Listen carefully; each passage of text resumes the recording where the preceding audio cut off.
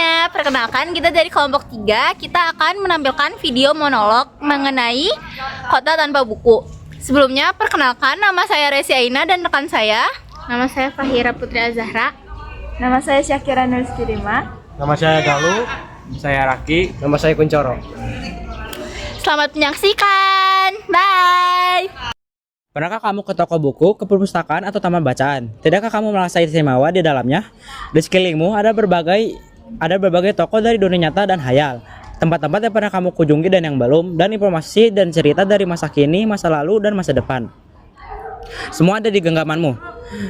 Tidakkah kamu merasa seperti raja dan ratu ketika di dekat buku? Ruang dan waktu seakan tidak ada batas. Kamu bisa terbang, melintasi sekat negara, melewati berbagai zaman, dan melintasi berbagai zaman.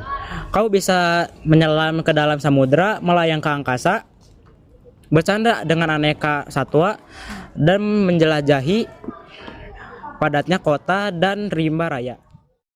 Kau tahu, buku adalah jendela dunia, kunci pengetahuan, dan pintu ke wawasan.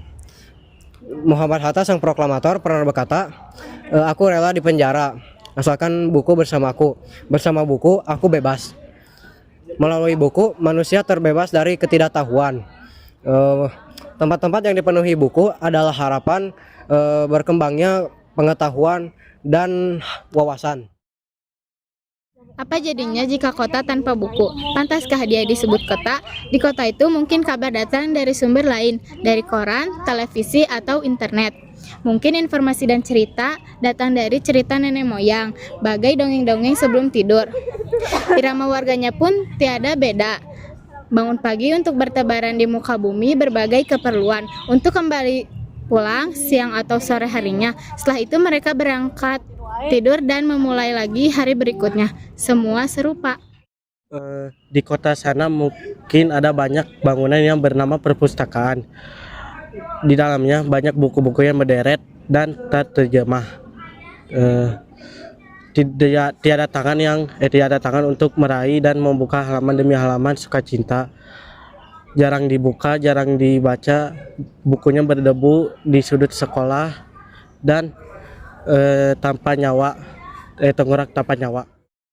Mungkin kamu tinggal di tengah kota yang megah, atau di gang sempit, di desa terpencil, di sisi pesisir, atau di kaki gunung. Adakah perpustakaan, taman bacaan, ataupun toko buku di daerah rumahmu? Jika ada, apakah tempat itu menjadi wadah berkumpulnya warga dan anak-anak, menjadi pusat berkembangnya ilmu pengetahuan dan wawasan, atau hanya menjadi pajangan? Maukah kau menjadi orang yang menghidupkannya? Kau bisa mengunjunginya dan mengajak teman-teman untuk membaca dan berbagi cerita di sana. Jadikan tempat itu sumber kegembiraan dan pengetahuan. Jika tempat itu belum ada, maukah kau menjadi orang yang mulai menghadirkannya? Kau bisa memulainya dari sebuah sudut di teras rumahmu. Ajak teman-temanmu memulai langkah baru. Jangan biarkan waktu berlalu tanpa buku.